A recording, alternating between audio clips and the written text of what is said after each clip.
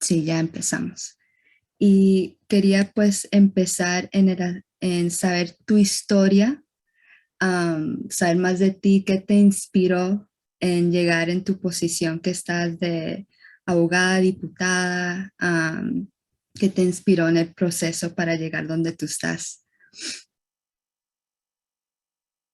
Gracias, Vanessa, de verdad, gracias por este espacio. Bueno, yo inicié mi carrera política como dirigente estudiantil cuando la universidad de la que formaba parte, la UNEYES en el estado de Barinas, estaba siendo intervenida por el régimen de Hugo Chávez. Básicamente lo que ellos buscaban era cambiar las autoridades legítimamente electas por unas impuestas. Y no solamente eso, sino que la universidad se convirtió para ellos en un lugar donde ellos al final pretendían, al principio, pero al final se impusieron a la fuerza, resguardando grupos delictivos, los llamados colectivos, en unas cabañas que existen en la universidad. Entonces yo inicié mi carrera como dirigente estudiantil oponiéndome a esa intervención. En esas luchas universitarias conocí a mi esposo Hernando Garzón, y en esas luchas también entendí que necesariamente no bastaba con protestar y no bastaba con oponerse, ¿no? Necesariamente tenías que involucrarte en la política para poder incidir, necesariamente tenías que buscar espacios de poder para cambiar las cosas, el curso de las cosas. Como dirigente estudiantil, como personas que protestas, haces buenas cosas, pero si el fin último es incidir, pues necesariamente debes involucrarte en la política. Mi visión para mí era, yo estudié licenciatura en administración, me gradué entre los mejores índices académicos, hice mi maestría y también un doctorado que obtuve en la Universidad Politécnica de Madrid a los 34 años y me gradué con honores. Mi visión era ser una mujer preparada, ser una mujer del interior del país, que soy de Minas, un estado llanero del interior de Venezuela, y también soy de una zona rural. Entonces, yo tenía la visión de ser una mujer preparada en la política y formarme primero académicamente antes de ingresar formalmente, digamos, a aspirar a un cargo. Ya estaba militando en partidos políticos, pero quería darle prioridad a mi formación académica y a mi formación política. Sin embargo, después que mi esposo y yo somos encarcelados, él aspiraba a ser diputado de la Asamblea Nacional y estaba trabajando en ello. Por eso fue el jefe de comando de campaña de las presidenciales en el eje llanero de mi estado, y yo también tuve un papel relevante en esa campaña. Ambos trabajamos en el llamado eje llanero del estado de Barinas, el eje que comprende el municipio de Alberto Arbelo Torrealba, que es donde nació Hugo Chávez y donde viene la familia Chávez. Eso fue lo que nos llevó a prisión. Y Ah, él estaba haciendo un trabajo para ser diputado principal. Yo estaba también estaba por involucrarme en la política, sin embargo quería terminar mi carrera académica, culminar con mi doctorado. Eh, Vino el CNE sacó una resolución del Consejo Nacional Electoral que exigía la postulación de un 40% de mujeres, y él me dijo, oye, vienes de estar presa, no tienes el doctorado todavía, ya había terminado mi escolaridad, y me dijo, bueno, esta es una oportunidad para ti también, yo aspiro a ser diputado, pero es una oportunidad para ti también, deberías aspirar. Entonces, bueno, efectivamente aspiré la diputación y bueno, básicamente así terminé siendo diputada. Eh, Ser abogada no estaba entre mis planes, nunca pensé en ser abogada, pero precisamente debido a las luchas estudiantiles y luego a la firma en el revocatorio contra Hugo Chávez y el firmazo, yo fui enumerada como como millones de venezolanos más en una llamada lista Tascón. Esa lista Tascón me impidió ser profesora universitaria, algo que no te lo conté en la parte anterior, pero algo que también quería hacer. Por ah, eso era tan importante hacer mi doctorado, para ser profesora universitaria y dedicarme a la política a la par de ser docente universitaria. El estar en la lista TASCOM me impidió ejercer cargos públicos. wow. Entonces tenía que mantenerme, tenía que buscar otra opción. y por eso fue que estudié Derecho, porque pensé que era una carrera que podía combinar con la política, por la flexibilidad, digamos, claro, del derecho. Digamos, no es un trabajo a tiempo completo o a dedicación exclusiva, y siempre hay manera de que tú puedas jugar con ambas cosas. Es igual que ser profesor universitario y dedicarte a la política. Puedes jugar con ambas cosas. Entonces, claro. para mí ser abogada era como la sustitución de no haber podido ser profesora Wow, universitaria. Entonces, así fue que llegué a ser abogada. Me gradué con honores también. Fue el primer índice de la universidad, no solo de la carrera, sino también de la wow, universidad. Entonces, pues no estaba en mis planes ser abogada, honestamente. wow. Pero la vida te lo escogió en otras maneras, ¿no? Este, la vida me lo escogió, y bueno, cuando hay limitaciones, uno también tiene que ser flexible y Claro, adaptarse. No estaba dispuesta a retroceder mi firma, no estaba dispuesta a decir yo no firmé. El régimen hizo unos operativos donde las personas que firmamos y reafirmamos podíamos ir y decir no, yo no firmé, pero yo nunca me ceñí a eso. Entonces no tenía otra opción que ser flexible y buscarme otro camino. wow, qué bien que no te dejaste en un aspecto hundir en ese aspecto que no pudiste ser lo que quería hacer y todavía pues un orgullo en ese aspecto, en ser la primera en honores. Entonces, la vida te da otras oportunidades en ciertos aspectos. Entonces, qué Sí. bonito oír esa parte de tu historia. Y quería saber más, dijiste un poco de cuando fuiste encarcelada. Me gustaría saber más de esa experiencia, cómo fue, los detalles para ti y tu esposo en el 2014, ¿verdad? Pasó en el 2014.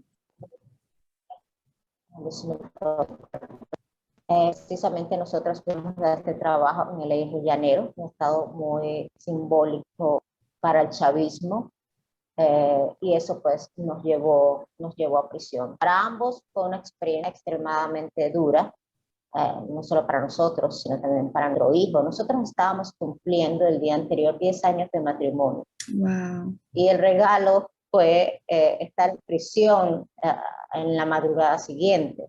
wow, Nuestro hijo tenía solo 8 años en ese momento, estábamos los tres en casa, y fue muy duro para nuestras familias también.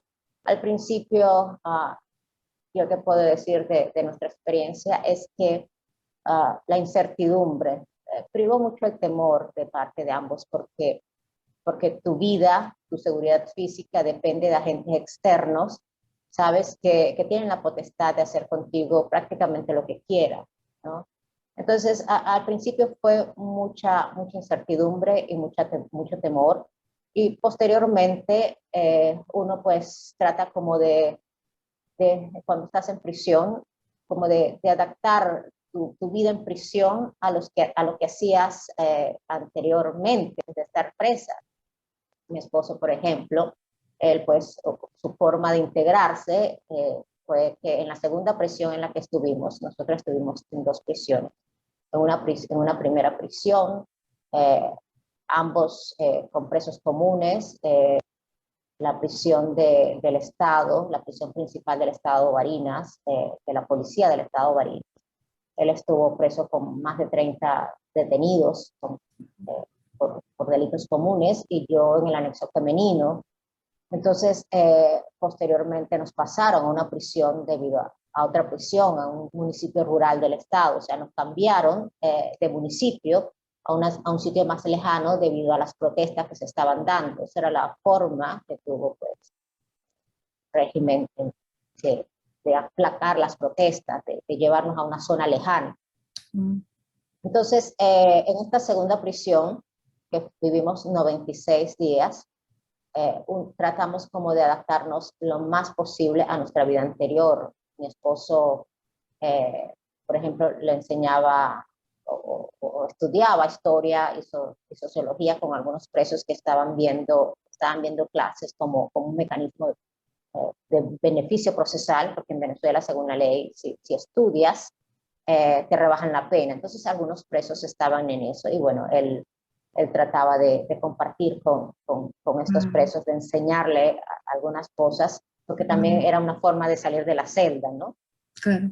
Él Hernando le dedicaba tiempo, por ejemplo, le gustaba compartir, había un perro en la prisión que se llamaba Martin, un perro muy pequeño. Entonces a Hernando le gustaba dedicarle tiempo o pasar tiempo con el perro cuando estábamos en el patio de la cárcel. De hecho, yo no sé si fue que mi esposo enseñó al perro a aullar o el perro ya aullaba, pero aullaban juntos en un momento. Digamos, para nosotros en la situación que estábamos, pues para mí ver a mi esposo compartir con el perro era un momento, digamos, era un momento agradable, ¿no? Claro. Pedía permiso para bañar al perro, cuidar Qué al lindo. perro y a veces pues le daban el permiso. Wow. Yo pues en algunos momentos, mientras traté de adaptarme, en esta segunda prisión éramos 11 presos, que era la única mujer, el resto Wow. eran hombres. Y también trataba por ejemplo, a veces estudiaba matemáticas con ellos e incluso yo hice algunos avances, digamos, en mi tesis desde el punto de vista del marco teórico, no grandes avances, pero sí había un funcionario de la policía que me permitió pasar mi portátil y pude hacer algunas cosas allí, a pesar de la vigilancia, digamos, constante del SEBIN, que es la Policía Política del Estado. Yo pues, y bueno, y a veces nos hacían requisas y eso, pero yo pude tener mi computador en algunos momentos y hacer algunas cosas que me hacían olvidar que estaba en prisión, que me hacían pensar, bueno, que estaba haciendo algo, ¿no? Claro. Uno busca eso. Entonces, uno trata como de adaptarse y de buscar su vida, digamos, lo más parecido a la vida que tenías antes. Claro. Wow. No me imagino cómo fue pasar días en una prisión, pero uno te cambió en cierto aspecto, ¿no? Como saliste más Sí, fuerte para luchar por tu país, más con más resiliencia, así se dice. sí, sí, de hecho, yo luego de haber salido y de vivir la violencia que ambos vivimos, yo entendí la importancia del activismo por los derechos humanos. Entonces también soy parte de una organización no gubernamental que se llama REDAC, la Red de Activistas Ciudadanos por los Derechos Humanos, y que es aliada de otra organización que se llama CEPAS. Soy parte de esta organización porque a partir de nuestro encarcelamiento entendí la importancia de elevar la voz por otro. Mi esposo también es activista de esta organización. Él encarga más de los temas políticos, de participación política, y yo estoy más centrada en los casos de encarcelamiento de otros jóvenes durante protesta e incluso de los asesinatos. En Barinas fueron asesinados el 22 y 23 de mayo 7 jóvenes mientras Wow. participaban en protestas pacíficas.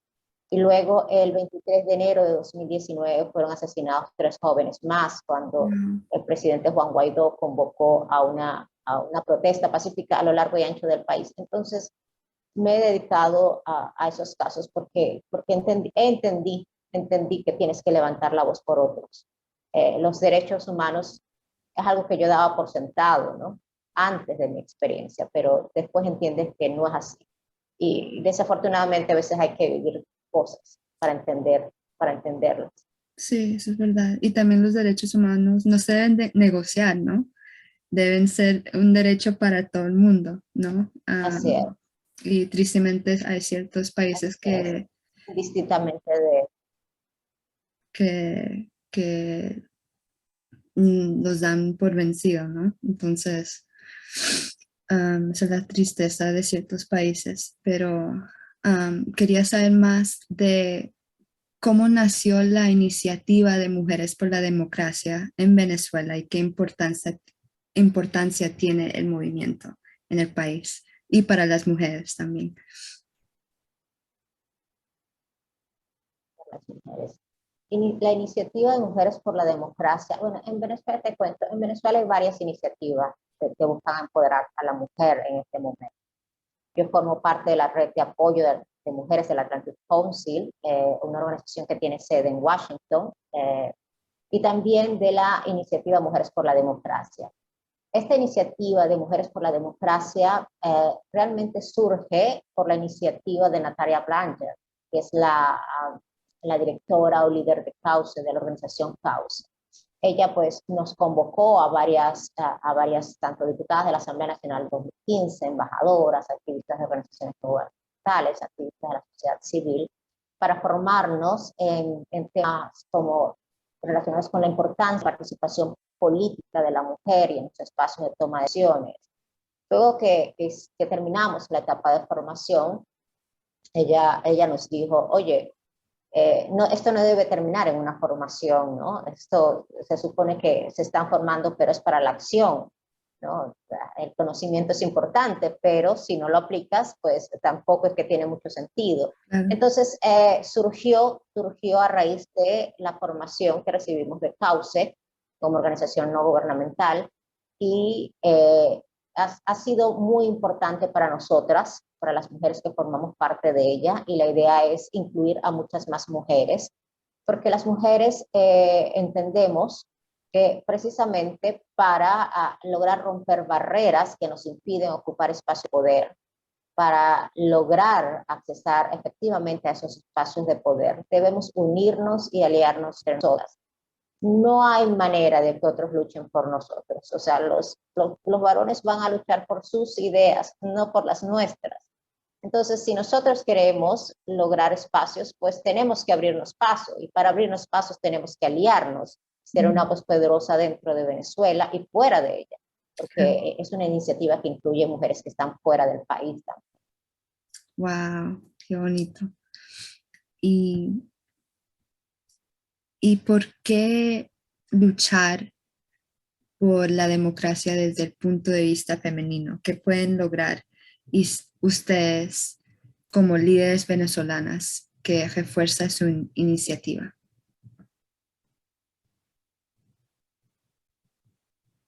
Bueno, precisamente una de las cosas que hablábamos en nuestros talleres de formación de Cauce es que sin la participación de la mujer no hay democracia.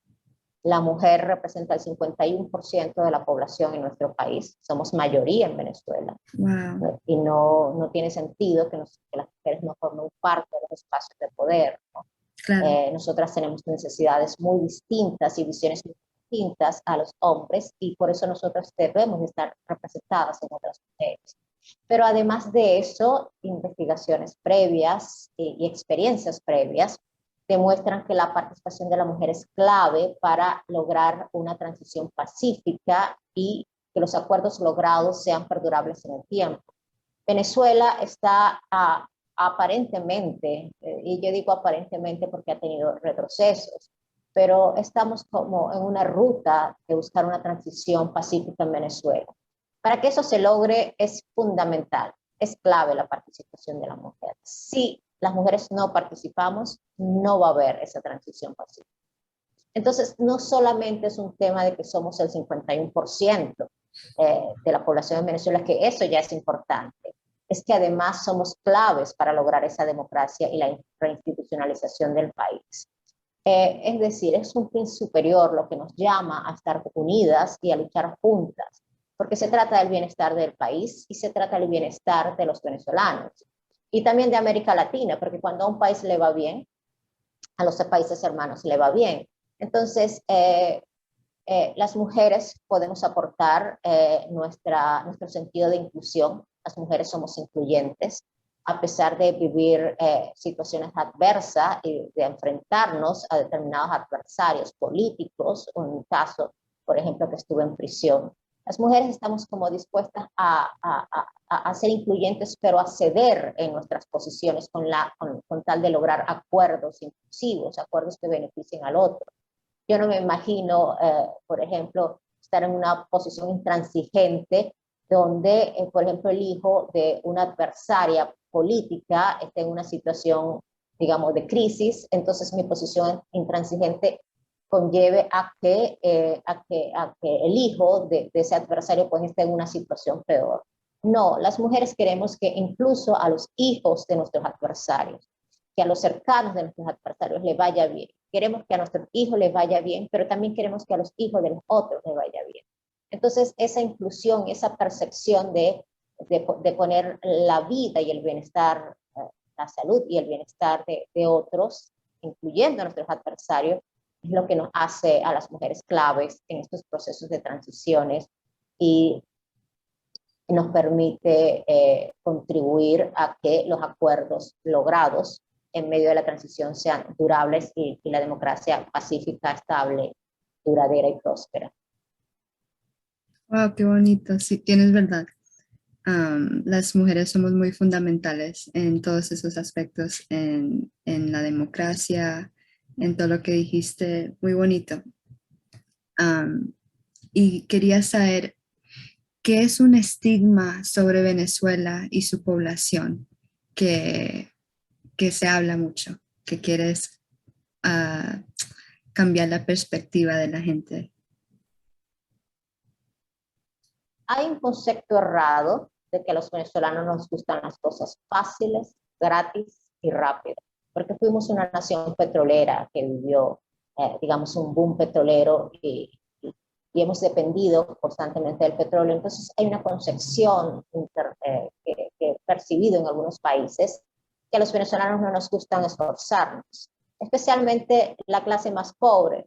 Pues bien, yo vengo de una familia extremadamente pobre. Yo soy del interior del país, pero no solamente soy del interior del país, que soy de una zona rural dentro del interior del país. Ah, ujú, Crecí como muchos venezolanos, con muchas limitaciones económicas. Mi ujú. infancia estuvo marcada por mucha pobreza, pero hay un sentido en los venezolanos, y aquí le llamamos de echar para adelante, ¿sabes? De ambicionar, de querer cosas. De otra manera, esta mujer que fue una niña pobre en su infancia, no hubiese podido haberse graduado a los 34 años en la Universidad Politécnica de Madrid con honores. O sea, Claro, es porque por- los venezolanos tenemos sentido de trabajo y de esfuerzo. Entonces, creo que ese es uno de los paradigmas más fuertes que hay sobre nosotros, que no nos gusta trabajar y que nos gustan las cosas gratis.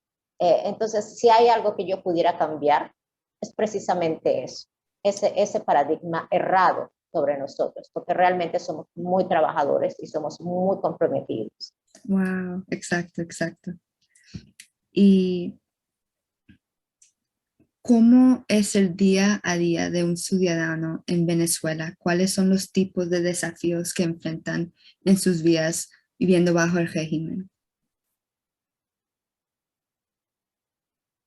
En este momento, la crisis humanitaria es tan fuerte que absorbe al ciudadano común.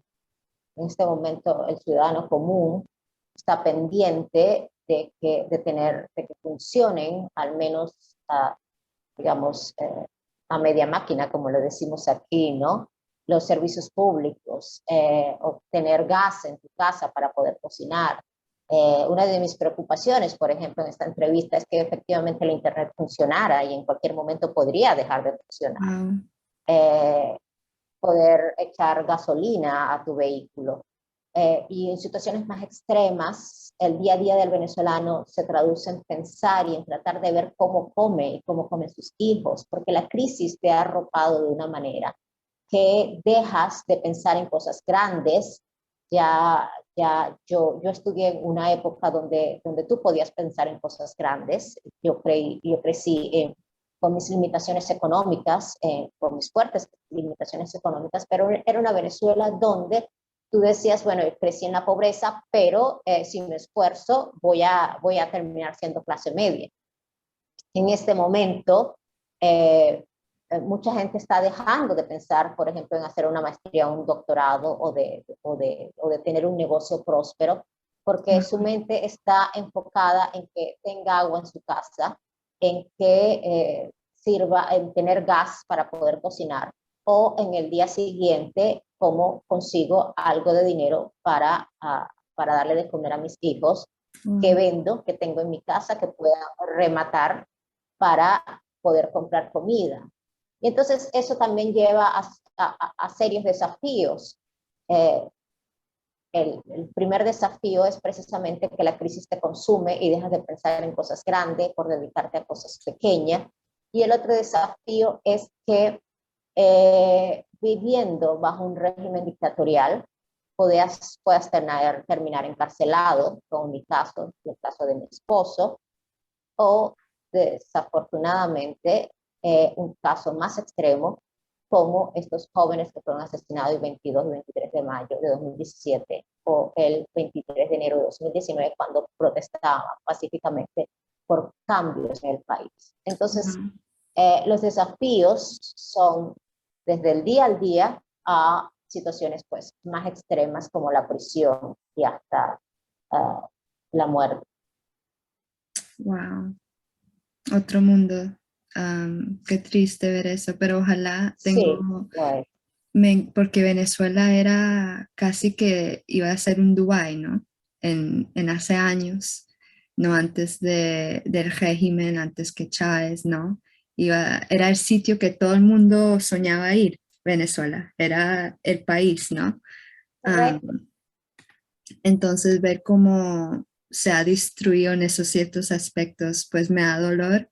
Eh, entonces, ojalá que un día pues Venezuela pueda ser como fue hace años, ¿no? Y el potencial que tiene, porque tiene mucho potencial. Pero, pero el venezolano es fuerte, entonces yo sé que seguirán luchando en todos los aspectos. Am, y ¿qué tipos de desafíos has enfrentado en tu carrera como mujer y cómo los has superado? Ah, bueno, yo tuve el privilegio de crecer en una familia muy dada a la mujer, muy dada a las niñas, ¿sabes? El machismo no es algo que yo conocí desde pequeño. Wow. Probablemente habría expresiones de machismo, pero nunca las advertí porque, bueno, en mi familia estaban muy contentos de tener una niña. Ujú. Pero a medida que uno va creciendo y va a medida que voy pues ejerciendo la política, pues en este caso que es lo que digamos, donde el machismo más me ha afectado, eh, hay, hay personas pues que dicen, bueno, cuando, ¿cuándo vas a dejar de estudiar o de prepararte para dedicarte a tu casa, no? Hay Claro, comentarios, digamos, de ese claro. tipo. ¿Cómo lo enfrento? Bueno, algunos ignorándolo, a otros diciéndole, bueno, porque es importante que las mujeres logren espacios de poder y cómo eso contribuye al bienestar del país. Digamos, esos son cosas con las que me encuentro en el día a día. Pero hay desafíos más grandes que aún no los he superado, ¿sabes? No, no ha sido fácil para mí ni para otras mujeres y por eso pongo tanto esfuerzo en estas coaliciones como Alianza de las Mujeres por la Democracia o la Red de Apoyo de la Trans Council, porque hay muchos desafíos, hay barreras que no hemos logrado superar y por eso es que tenemos que aliarnos.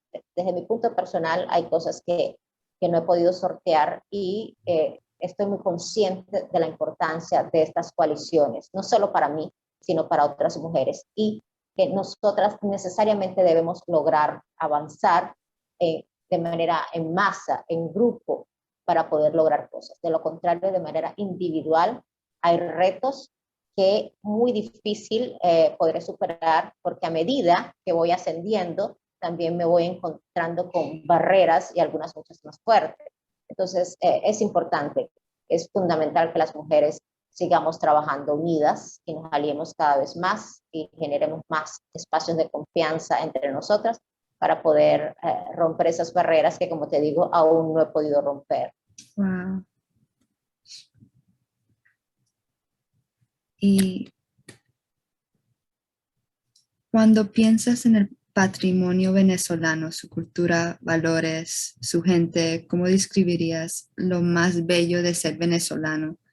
¿Qué es lo que más amas de Venezuela, lo que te inspira de seguir luchando por tu país? Creo que los venezolanos sentimos, no solo yo, sino algo muy típico de nosotros, un amor por nuestro país. Yo conozco mucha gente que está fuera de Venezuela, mis padres están fuera de Venezuela, mi hermana está fuera de Venezuela, mi Wow. hermana concretamente también está fuera del país por motivos políticos, por una persecución política. Y así como ellos, conozco mucha gente y todos quieren volver a Venezuela. O sea, no conozco a nadie de mi entorno o de los conocidos que quieran permanecer en otro país. Todos quieren volver. Y es que los venezolanos amamos a Venezuela por el solo hecho de ser Venezuela, por nuestra, ¿sabes? Nos identificamos entre nosotros, nos gustan desde nuestros paisajes, desde el hecho de tener desierto, Andes, llanura, todo un solo país, hasta el hecho de que nosotros tenemos una cultura muy propia entre nosotros, nuestra manera de relacionarnos, interactuar entre nosotros, y con nuestras familias. Nosotros los venezolanos somos muy familiares, muy apegados al mito familiar. Entonces, eso nos gusta de nosotros y es como un imán que te atrae. Yo no he salido del país a pesar de nuestra situación. Yo tuve posibilidades de lograr asilo. Sin embargo, es ese imán que nos impide tanto a Hernando como a mí pues salir del país. Porque, bueno, amamos a Venezuela por el solo hecho de ser Venezuela. Y por todo lo que ello implica, nuestra cultura, nuestra forma de interactuar entre nosotros, nuestro sentido de familiaridad y de amistad, nuestros amigos, nuestros panas y ese tipo de cosas, ¿no? Entonces, Venezuela por el solo hecho de ser Venezuela. Oh, qué bonito, qué bonito. Venezuela es precioso.